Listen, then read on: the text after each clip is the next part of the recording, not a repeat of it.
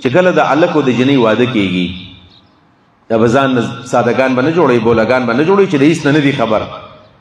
دا الک او دا جنۍ چې کله واده کوي نو د دې واده سره سره به دا مسله یادوي چې ګوره زمونږ دا نکاح په کم سیزونو باندې ماتېږي. دا مسلې به دا ښځه یادوي او دا مسلې به دا الک هم یادوي، دا جنکۍ به هم یادوي، الکان به هم یادوي، ښځه خاوند به یادوي چې مونږ خو نکاح چې وکړله نکاح داسې په خبرو باندې شوې وه.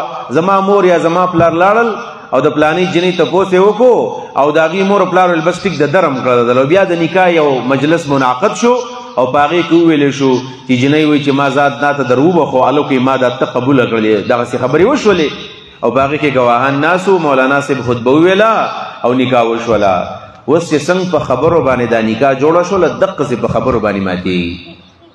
د خولې په خبرو باندې جوړېږي هم او د خولې په خبرو باندې دا نکاح ماتېږي هم.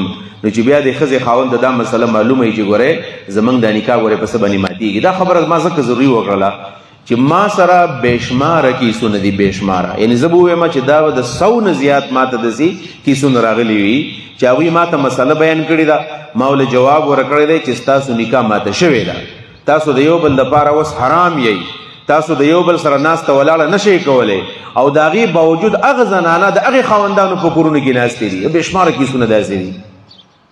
او زمونږ پښتانه هغه چې بل څه نشي کولی نو بس په دې ورمنډه کې بس وایي په ما باندې به ښځه په 10 کاڼو طلاق کوي او په 3 کاڼو به را باندې طلاق کوي او په 20 کاڼو به طلاق کوي او که ما دا کار ونه کړو په ما دې ښځه طلاق کوي.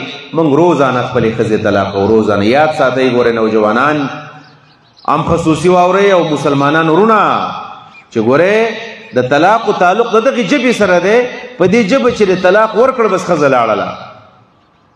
زنانه بېانصاف یم خاوند به ورته ښه ووایي چې دا به ما طلاق کوي، دا به بیا وایي چې زه به څه کومه که د پلار کره لاړه شمه زه به څنګه ژوند تېروم. نو دا خبرې به پټۍ را پټۍ او حل به نه وایي.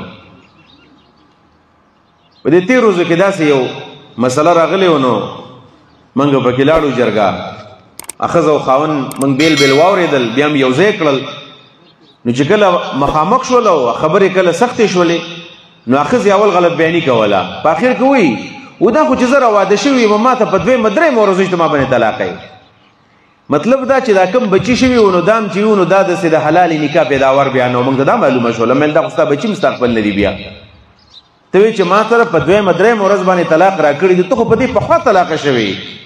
اختلاف په هغې طلاقو کې د علماو شته چې په یو مجلس کې سړی 3 ورکړي نو 3 دي او که یو دی. د جدا جدا مجلسونو کې خو اختلاف هم نشته دی. نن سبا دا مسله دومره زیاته اهمه مسله ده په کورونو کې چې دا خاوندان د ښځو له طلاق ورکوي او نه حسابوي بیا پروا هم نه وي او ښځې هم وایي دا خو د معمول مطابق مسلې دي.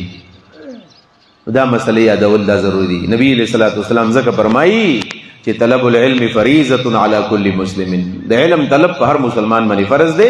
هغه داسې قسم مسائل دي.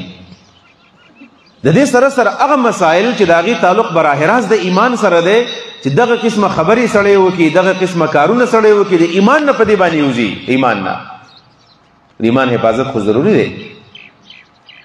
د ایمان نه چې سړی کله وځي نو دا خو ټول اعمال برباد شو. لئن اشرکت لیحبطن عملک، که شرک دی وکړو نو ګوره ټول عمل دی برباد شو.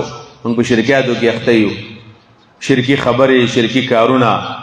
په دې غرض باندې د دې موضوع اهمیت ډیر زیات دی چې د موږ سره دا د دین د ضرورتو دا علم لازما وي چې هر مسلمان سره دا قسم علم وي چې دا ایمان څنګه جوړیږي، ایمان څنګه ماتیږي، د کور دا ژوند به څنګه جوړو،